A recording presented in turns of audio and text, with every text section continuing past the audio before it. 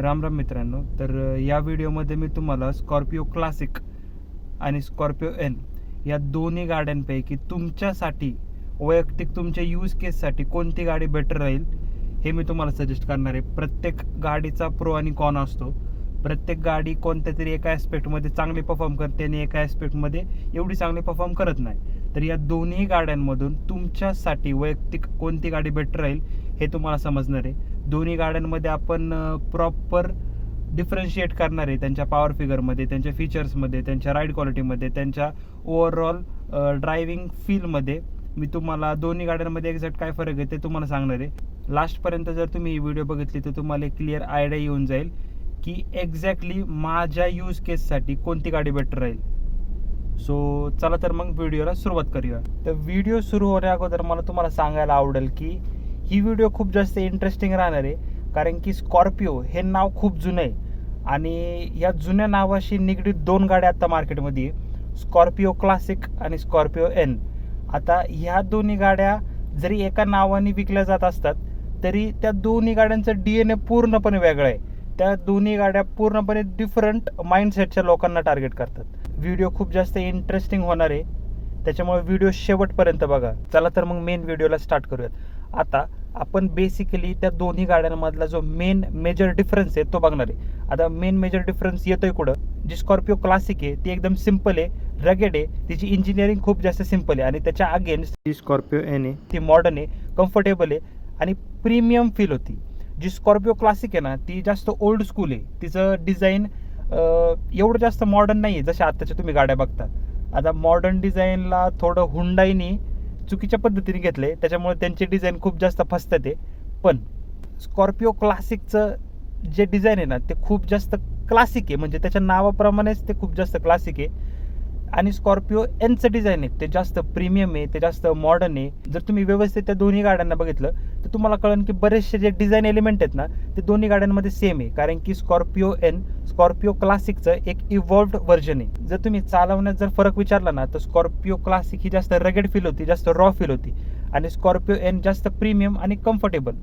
आणि असं फील होतं की तुम्ही ती गाडी कुठेही टाकू शकता आणि तुमच्या गाडीला काहीच प्रॉब्लेम येणार नाही. पण जर स्कॉर्पिओ एनबद्दल बोलायला गेलं तर ती गाडी थोडीशी प्रीमियम फील होती, त्याच्यामुळे माणसं थोडीशी काळजी करतात कुठं पण टाकण्या अगोदर ती गाडी.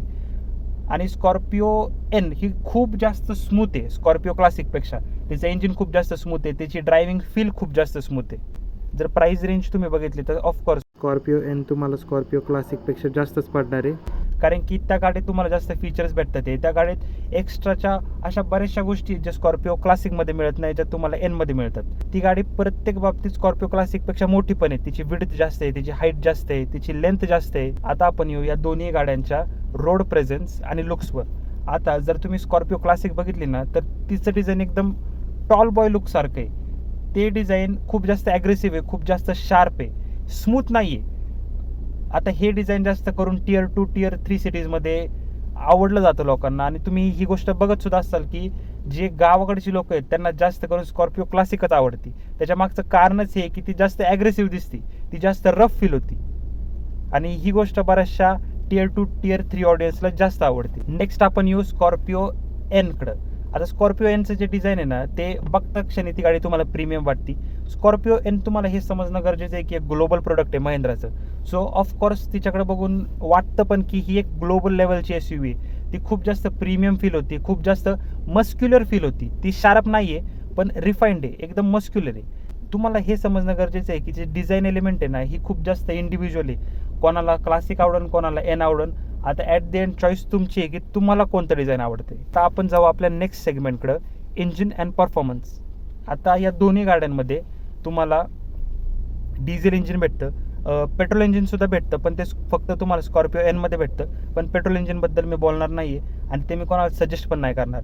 पॉवर ठीकठाक आहे त्याची, पण त्याचं ॲव्हरेज खूप जास्त कमी आहे, त्याच्यामुळे पेट्रोल इंजिन कम्पेअरसुद्धा करणार नाही या व्हिडिओत.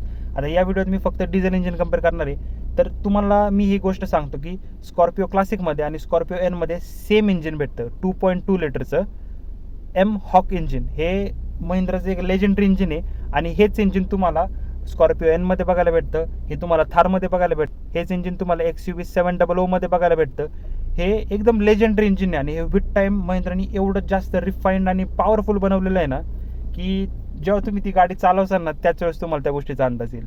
आता दोन्ही गाड्यांमध्ये तुम्हाला सेम इंजिन भेटतं तर तुम्हाला सेम पॉवर भेटते का? अजिबात नाही. तुम्हाला स्कॉर्पिओ एनमध्ये स्कॉर्पिओ क्लासिकपेक्षा जास्त पॉवर भेटते. आता हे कशामुळे होतं, जेव्हा कंपनी इंजिन बनवते ना तेव्हा ती वेगवेगळ्या गाड्यांसाठी वेगवेगळ्या प्रकारे ते इंजिन ट्यून करते. आता तुम्हाला मी एक डिफरन्स सांगतो की स्कॉर्पिओ क्लासिकमध्ये तुम्हाला 130 BHP ऑफ पॉवर भेटते आणि स्कॉर्पिओ एनमध्ये तुम्हाला 200 BHP पॉवर भेटते. ही खूप जास्त जम आहे. तुम्हाला 70चा जरी डिफरन्समध्ये जाणवत असेल ना तरी 70 BHP खूप जास्त झाले. जर टॉर्कबद्दल बोलायला गेलं तर स्कॉर्पिओ क्लासिकमध्ये तुम्हाला 300 न्यूटन मीटरचा टॉर्क बघायला भेटतो आणि स्कॉर्पिओ एनमध्ये तुम्हाला 400 न्यूटन मीटरचा टॉर्क बघायला भेटतो. डायरेक्ट 100ची जंप आहे. आता ही या ज्या दोन्ही पॉवर फिगरमध्ये तुम्ही जंप बघितली ना तुम्हाला खूप जास्त डिफरन्स एक्सपिरियन्स करायला भेटतो, कारण की स्कॉर्पिओ एन खूप जास्त फास्टर आहे, खूप जास्त पॉवरफुल आहे, खूप जास्त त्याच्या टॉर्क असल्यामुळे ना त्याचं इंजिन इतकं जास्त रिस्पॉन्सिव्ह आहे ना की तुम्ही ॲक्सिलेटर पेडलवर पाय जरी ठेवला ना तरी गाडी डायरेक्ट तुम्हाला मागं खेचते, कणाकण पळायला लागते. गिअरबॉक्समध्ये तुम्हाला स्कॉर्पिओ क्लासिकमध्ये तर फक्त मॅन्युअल भेटतं आणि स्कॉर्पिओ एनमध्ये तुम्हाला मॅन्युअल प्लस ऑटोमॅटिक भेटतं. 4x4 बद्दल जरी बोलायला गेलं तर क्लासिकमध्ये तुम्हाला फक्त 4x2 भेटतं आणि स्कॉर्पिओ एनमध्ये तुम्हाला 4x2 प्लस 4x4 दोन्ही ऑप्शन मिळतात. जर का ह्या दोन्ही इंजिनच्या ड्रायव्हिंग एक्सपिरियन्सबद्दल बोलायला गेलो ना तर ऑफकोर्स पॉवर फिगरमध्ये तर स्कॉर्पिओ एन प्रत्येक बाबतीत बेटर आहे. सो तुम्हाला रिअल लाईफमध्ये पण स्कॉर्पिओ एन चालवायला खूप जास्त मजा येणार आहे. स्कॉर्पिओ क्लासिक पण चांगली आहे, काय प्रॉब्लेम नाही, पण तो तुम्हाला जेव्हा तुम्ही दोन्ही गाड्या चालवसाल ना तर तुम्हाला रिअल लाईफ डिफरन्स लगेच समजून येईल. आणि हो, तुम्हाला ही पण एक गोष्ट समजणं गरजेची आहे की स्कॉर्पिओ एनचं जे इंजिन आहे ना हे खूप जास्त रिफाईंड आहे. ह्याला आवाज खूप कमी, ह्याला व्हायब्रेशन्स खूप कमी. सो या दोन गोष्टींमुळे पण आहे ना तुमचा चालवण्याचा एक्सपिरियन्स खूप जास्त इन्क्रीज होतो. आता आपण जाऊ आपल्या थर्ड सेगमेंटवर, राईड क्वालिटी अँड कम्फर्ट. आता स्कॉर्पिओ क्लासिकचं जे सस्पेन्शन आहे ना ते जास्त कम्फर्ट ओरिएंटेड नाही आहे. स्कॉर्पिओ एनचं जे सस्पेन्शन आहे ना ते जास्त कम्फर्ट ओरिएंटेड आहे. म्हणजे तुम्हाला स्कॉर्पिओ क्लासिकमध्ये एकदम स्टिफ सस्पेन्शन बघायला भेटू शकतं आणि स्कॉर्पिओ क्लासिकमध्ये एवढं स्टिफ सस्पेन्शन नाही आहे. या सेगमेंटमध्ये मेन फक्त हाच डिफरन्स आहे की स्कॉर्पिओ एनचं जे सस्पेन्शन आहे ना ते वेगळ्या पद्धतीने ट्यून केलेलं आहे. ते अशा पद्धतीने ट्यून केलेलं आहे की तुम्हाला हायवेजला ते नॉर्मल तुमच्या डे टू डे कम्युटमध्ये पण आहे तुम्हाला ती गाडी खूप जास्त कम्फर्टेबल वाटणार आहे चालवायला. आता आपण आपल्या चौथ्या सेगमेंटकडे जाऊ, इंटेरियर्स आणि फीचर्सवर. आता दोन्ही गाड्यांचं जर तुम्ही इंटेरियर बघितलं ना तर तुम्हाला जी फिट अँड फिनिश आहे ना ती स्कॉर्पिओ एनमध्ये थोडीशी चांगलीच भेटणार आहे, ती थोडीशी प्रीमियमच मिळणार आहे. आणि स्कॉर्पिओ क्लासिकचे जे डिझाईन आहे ना ते खूप जास्त जुनं झालेलं आहे, ते खूप जास्त आउटडेटेड झालेलं आहे. त्याची जी प्लॅस्टिक क्वालिटी पण आहे ती एवढी तुम्हाला प्रीमियम फील नाही होत स्कॉर्पिओ एनच्या मानाने. आता स्कॉर्पिओ एनमध्ये तुम्हाला एक्स्ट्रा खूप जास्त फीचर्स भेटतात. तुम्हाला सनरूफ भेटतो, तुम्हाला एक बेटर टच स्क्रीन भेटते, तुम्हाला सोनीचे साऊंड सिस्टीम भेटते, तुम्हाला कनेक्टेड कारटेक भेटतं, तुम्हाला ऑटोमॅटिक ट्रान्समिशन भेटतं, तुम्हाला एक छान बेटर लक्झरियस इंटेरियर भेटतं, तुम्हाला सिटिंग पोझिशनसुद्धा तुमची खूप जास्त चांगली आहे. आणि ओव्हरऑल या बाबतीत मला वाटतं की स्कॉर्पिओ एन खूप जास्त बेटर आहे क्लासिकपेक्षा. आता आपण आपल्या फिफ्थ पॉईंटकडे वळूयात, सेफ्टीबद्दल. आता सेफ्टीबद्दल बोलायला गेलं ना तर स्कॉर्पिओ क्लासिकमध्ये तुम्हाला ओल्डर प्लॅटफॉर्म आणि एक ओल्डर चासी भेटते, त्याच्यात सेफ्टी फीचर्ससुद्धा खूप जास्त कमी आहेत आणि एक बेसिक लेवलवर तुम्हाला ज्या सगळ्या गोष्टी गरजेच्या आहेत ना तुम्हाला त्याच फक्त स्कॉर्पिओ क्लासिकमध्ये मिळतात. आणि स्कॉर्पिओ एनबद्दल बोलायला गेलं तर थोडीशी मॉडर्न चासी आहे, ती चासी जास्त स्ट्रॉंगरसुद्धा आहे, त्याच्यात मॉडर्न सेफ्टीशी रिलेटेड इलेक्ट्रिकल कंपोनंटसुद्धा खूप जास्त आहेत, त्याची ब्रेकिंगसुद्धा तुम्हाला स्कॉर्पिओ क्लासिकपेक्षा फार बेटर मिळते. आणि ही गाडी आहे ना हाय स्पीडवर तुम्हाला खूप जास्त स्टेबल वाटणार आहे स्कॉर्पिओ क्लासिकच्या मनाने. आता हा पॉईंट आपण मागं पण डिस्कस केलेला आहे की ऑफ रोड आणि खराब रस्त्यांना दोन्ही गाड्या कशा परफॉर्म करणार आहेत. आता दोन्ही गाड्या चांगल्याच परफॉर्म करणार आहेत, पण बघून असं वाटतं की स्कॉर्पिओ क्लासिक जास्त चांगल्या प्रमाणे परफॉर्म करेन आणि स्कॉर्पिओ एन एवढं चांगल्या प्रमाणे परफॉर्म नाही करणार, कारण की ती गाडी थोडीशी जास्त लक्झरियस वाटते.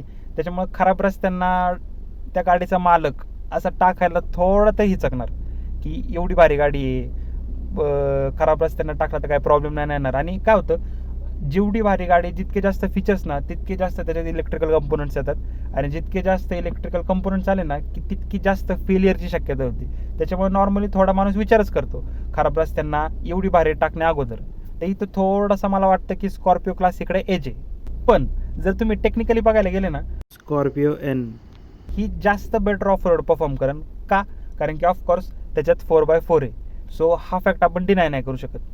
आता मायलेजबद्दल जर बोलायला गेलं ना, तर कुठंतरी ऑफकोर्स इंजिनमधून जास्त पॉवर डिलिव्हर केलीत, त्याच्यामुळं स्कॉर्पिओ एनचे ॲव्हरेज तुम्हाला स्कॉर्पिओ क्लासिकपेक्षा कमी बघायला भेटणार आहे. आणि राहिला प्रश्न ऑटोमॅटिकचा, तर ऑटोमॅटिकमध्ये तुम्हाला अजून मॅन्युअलपेक्षा 1-2 ॲव्हरेज कमी बघायला भेटेल. आता ॲव्हरेज किती एक्झॅक्टली देईन? स्कॉर्पिओ क्लासिक तुम्हाला आरामात 12चा ॲव्हरेज देईन आणि स्कॉर्पिओ एन तुम्हाला आरामात 9-10चा ॲव्हरेज देऊ शकते. आता आपण आपल्या नेक्स्ट पॉईंटकडे येऊ, मेंटेनन्स आणि ओनरशिप. आता स्कॉर्पिओ क्लासिक ठेवण्याचा तुम्हाला ॲडव्हान्टेजेस काय भेटतात? ऑफकोर्स त्याचं मेंटेनन्स तुम्हाला चिपर राहणार आहे. लोकली ती गाडी रिपेअर होऊ शकते.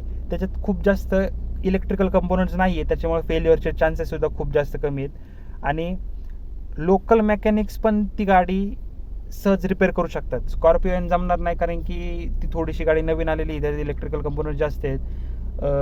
ती गाडी नवीन असल्यामुळे एवढं जास्त मेकॅनिक्सला त्याचा अनुभव नाही आहे.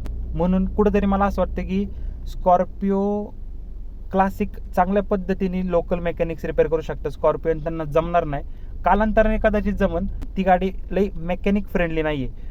आणि ओव्हरऑल जरी तुम्ही स्पेअर पार्ट्स कम्पेअर केले, स्पेअर पार्टचे प्राइजेस कम्पेअर केले, ज्या ओनर्सकडे दोन्ही गाड्या आहेत त्यांच्याशी तुम्ही बोलले ना, तुम्हाला हे समजेल की स्कॉर्पिओ एन ही बऱ्यापैकी तुम्हाला तिचा मेंटेनन्स स्कॉर्पिओ क्लासिकपेक्षा जास्त राहणार आहे. कारण की मोठी गाडी आहे, जास्त फीचर्स आहेत, जास्त इलेक्ट्रॉनिक्स आहेत, जास्त मुव्हिंग पार्ट्स आहेत. सो तुम्हाला त्याचा मेंटेनन्स हायच राहणार आहे स्कॉर्पिओ क्लासिकच्या मनाने. तर इथं कुठंतरी स्कॉर्पिओ क्लासिक क्लिअरली जिंकतील. आता लास्टली स्कॉर्पिओ क्लासिक ही गाडी कुणी घेतली पाहिजे?